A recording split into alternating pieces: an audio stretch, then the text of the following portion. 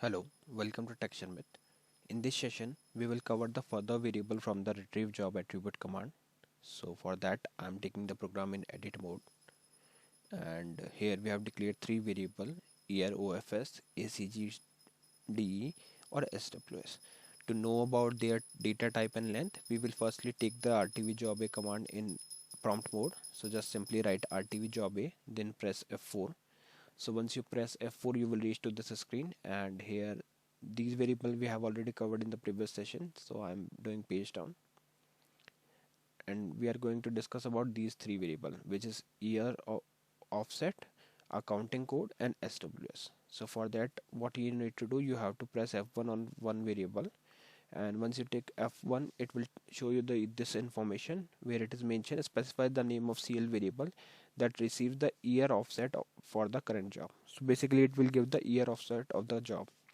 This value specifies the number of years between the current Gregorian year and the current year in the calendar system used by the job. Okay, and the range is from minus 140 to 140. This variable must be a 3-digit decimal variable with no decimal position, so you have to declare in this way.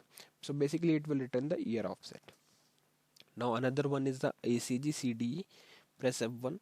So here it is mentioned specify the name of CL variable that receives the accounting code for the job. So it will give the accounting code for the job. The variable must be a character variable with minimum length of 15 characters.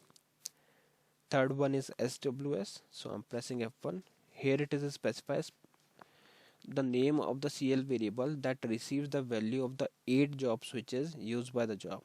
So basically it will give the 8 job switches used by the job. The job switches are retrieved as a single 8 character value, with each of the characters specifying as 1 or 0 as the value of associated switch.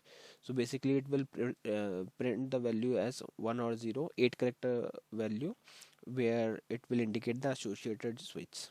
Okay, this variable must be a character variable with the minimum length of 8 characters.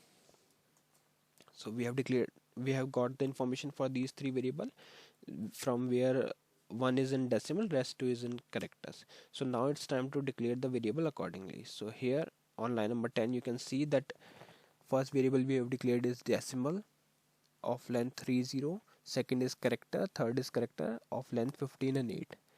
So we have declared the variable. Now once this line number 16 got executed, we will retrieve the value in these three variable. Now it's time to print the values.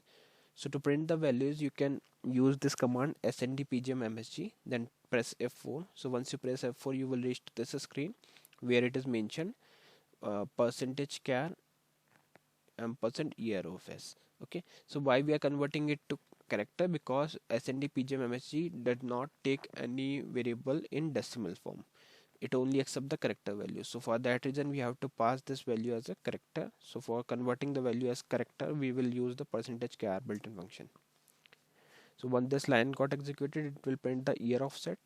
Now for accounting code, we will pass the value directly because this is already in character. So just simply write sndpgm-msg, then take F4, and here you can pass your variable name which you want to print. In the same manner, you can also print the SWS. So just write SWS, just write sndpgm-msg and then pass the variable as %SWS. So all the values are now printed. So it's time to compile this program and see the output. So I'm compiling it. It is compiled. Now I'm calling it. So first value, which is the year offset, is 0. Second value is blank, and third value is all zeros.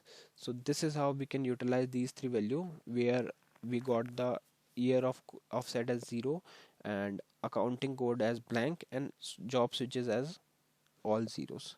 Okay, so if you are looking for such information, then you can declare your variable in this way and you can utilize the information in your logic.